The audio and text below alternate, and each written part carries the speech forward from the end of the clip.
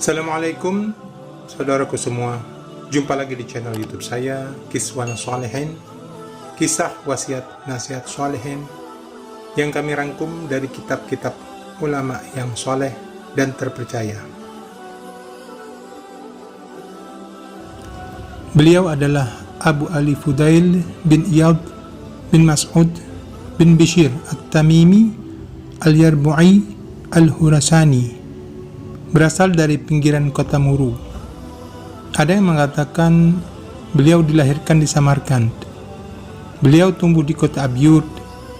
Beliau menulis riwayat-riwayat hadis di kota Kufah, kemudian berpindah ke Mekah dan bermukim di sana hingga wafat pada bulan Muharram tahun 187 Hijriah. Pekerjaan beliau adalah menimba air dan hasil upahnya beliau nafkahkan untuk diri sendiri dan keluarganya. Beliau menimba ilmu hadis dari beberapa ulama, diantaranya Sulaiman At-Taimi, Humaid At-Tawil, Yahya Al-Ansari, Ja'far As-Sadiq, Atha bin Sa'ib, Mujalid bin Sa'id, dan Sufyan Ats-Tsauri. Di samping itu, ada beberapa ulama yang menimba ilmu hadis dari beliau, di antaranya Ats-Tsauri, Ibnu Uyainah, Yahya Al-Qattan, Ibnu Mubarak, Asy-Syafi'i, Al-Humaidi, dan Al-Qanabi. Para ulama telah mengakui kekuatan hafalan beliau dalam meriwayatkan hadis, kesolehan, kezuhudan, dan kewaraan beliau. Mereka juga menjadikan beliau sebagai hujjah. Ishaq bin Ibrahim berkata, "Aku tidak pernah melihat seseorang yang lebih khawatir terhadap diri sendiri dan lebih mengharap kebaikan bagi orang lain daripada Al-Fudail. Beliau adalah seseorang yang sangat menghormati hadis. Bahkan hadis menjadi beban yang sangat berat bagi beliau."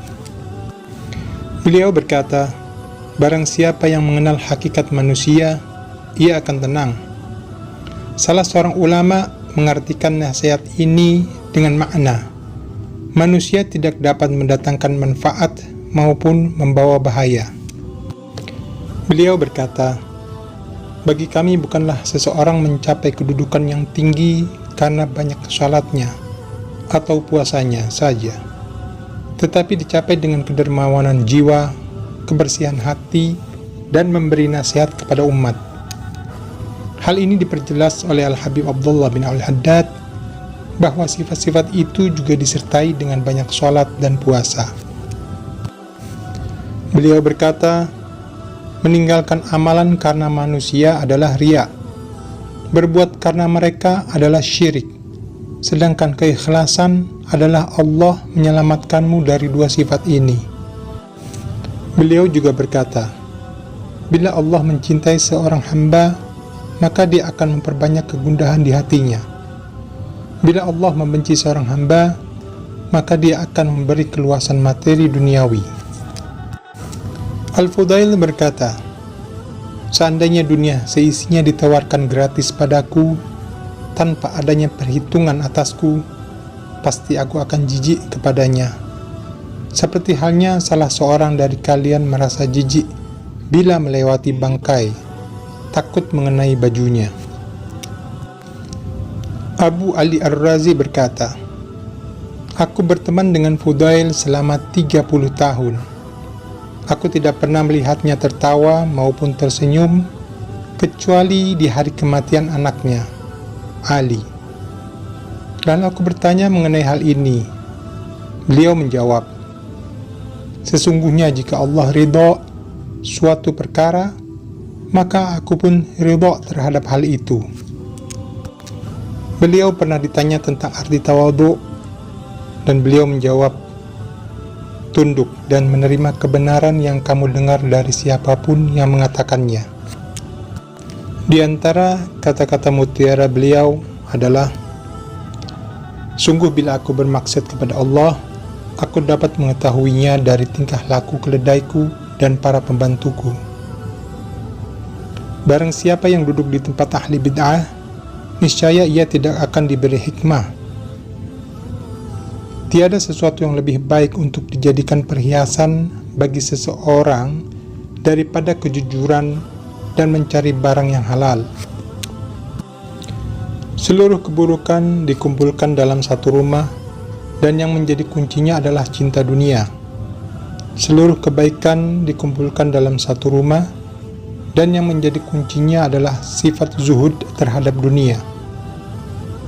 3 perkara yang mengeraskan hati, yaitu banyak makan, banyak tidur, dan banyak bicara.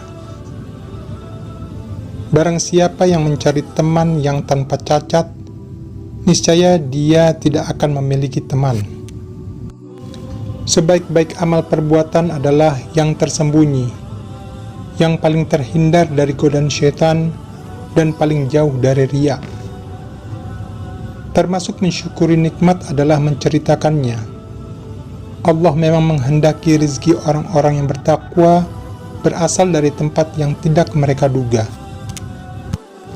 Tidak dianggap beramal orang yang tidak memiliki niat, dan tidak akan mendapat pahala orang yang tidak memiliki rasa takut kepada Allah.